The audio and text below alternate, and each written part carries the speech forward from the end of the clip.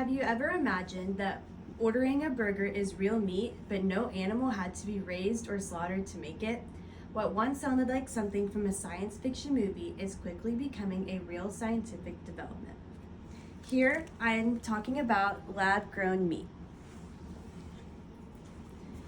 As the global population continues to grow, experts are searching for new ways to create food that is more sustainable, more humane, and efficient enough to feed billions of people. One innovation gaining major attention is lab-grown meat, a product developed using technology rather than the traditional livestock farming. After searching this topic through scientist articles and reports from food and environmental organizations, I learned that lab-grown meat is not just an idea for the future. In many ways, it is already here, and researchers are working quickly to improve it. Today, I will explain how lab-grown meat is produced, discuss the environmental and ethical benefits it may provide, and examine the challenges and public concerns that could affect whether people are willing to accept it. First off, lab-grown meat is created through a method known as cellular agriculture, which combines biology with modern technology. According to the Good Food Institute, scientists start by taking a sample of cells from an animal, often muscle cells. The animal does not need to be killed to collect these cells. The sample is then placed into a carefully controlled environment, sometimes called a bioreactor, where cells are given nutrients, vitamins, and the right temperatures to grow. Just like they would in an animal's body, these cells multiply and begin forming muscle tissue. Over time, this tissue can be shaped into products people recognize, like ground beef, chicken nuggets, or even seafood. The important thing to understand is that this is still real meat at a cellular level. It is not a plant-based imitation. Scientists are essentially growing the same type of tissue, but without the need for large farms, feedlots, or slaughterhouses. This approach relies on biotechnology and tissue engineering rather than traditional agriculture. Now that we understand how lab-grown meat is produced, it is important to consider the benefits it might offer. One of the arguments in favor of cultivated meat is its potential environmental impact. The United Nations has reported that livestock farming contributes heavily to greenhouse gas emissions, deforestation, and high levels of water use. Raising animals requires enormous amounts of land for grazing and growing feed, and it also produces methane, a powerful greenhouse gas. Because lab-grown meat does not require millions of animals, many researchers believe it could significantly reduce these environmental pressures. Less land might be needed, which could help protect forests and wildlife habitats.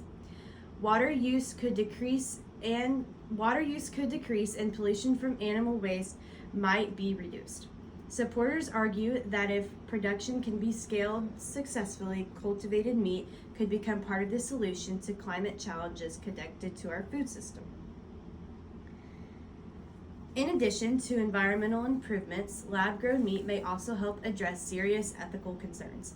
The Humane Society of the United States explains that this technology could greatly reduce the number of animals raised in confinement or sent to slaughter each year.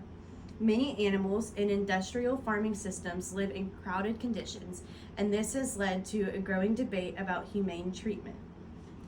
For people who enjoy eating meat but feel uncomfortable with animal suffering, lab-grown meat could offer an alternative that aligns better with their values. Instead of giving up meat entirely, consumers might be able to choose products created with far less harm.